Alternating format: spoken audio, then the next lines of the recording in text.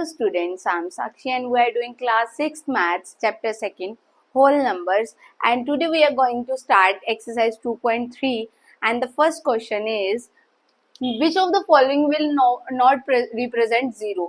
अब वो क्या कह रहे हैं इसमें, कहते हैं कि इसमें से कौन सा ऐसा, इनमें से कौन सा है जो जीरो को रिप्रेजेंट नहीं कर रहा।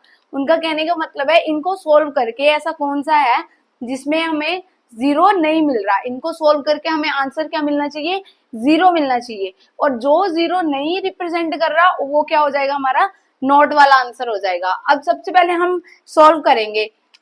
ए पार्ट देखते हैं। ए पार्ट हमें क्या कह रहा है, 1 + 0। अब किसी भी नंबर में जीरो ऐड कर दो तो वो क्या होता है, वो नंबर इटसेल्फ खुद ही आ जाता है। अब 1 में हम 0 प्लस करेंगे तो क्या आ जाएगा, हमारे पास 1 ही आ जाएगा। तो part A will not represent zero।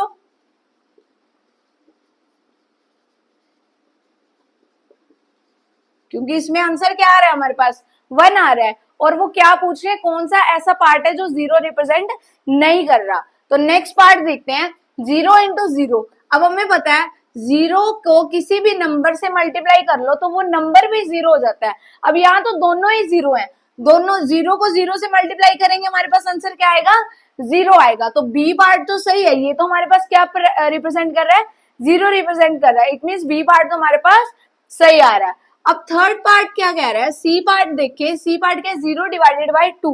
अब किसी भी नंबर को जीरो से डिवाइड करते हैं तो वो क्या आ जाता है, जीरो आ जाता है। क्यों, अगर हम किसी भी नंबर को जीरो से डिवाइड करते हैं वो क्या आ जाता है, नॉट डिफाइंड होता है। अगर इसकी जगह ये होता 2/0 होता तो ये क्या हो जाता, नॉट डिफाइंड हो जाता, कि ये डिफाइंड ही नहीं है। बट इधर क्या है, इसका ऑपोजिट है, ठीक है। 0/2 है ना, ये क्या है, हमारे पास 0/2 है। तो इसका क्या आ जाएगा, किसी भी कोई नंबर है जो जीरो को डिवाइड करता है उसका क्या आ जाता है, जीरो ही आता है हमेशा आंसर, ठीक है। उसका क्या आ जाता है, हमेशा जीरो ही आ जाता है।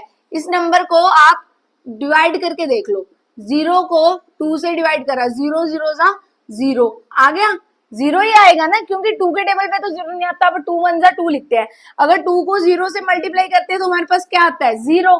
तो ये क्या आ जाएगा, आंसर इज 0 आ जाएगा। इसका भी आंसर हमारे पास क्या आ जाएगा, 0/2 = 0 आ जाएगा, ठीक है।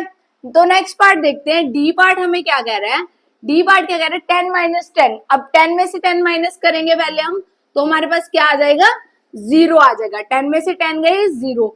अब 0/2 सेम ये आ गया हमारे पास जो सी पार्ट में दे रखा था।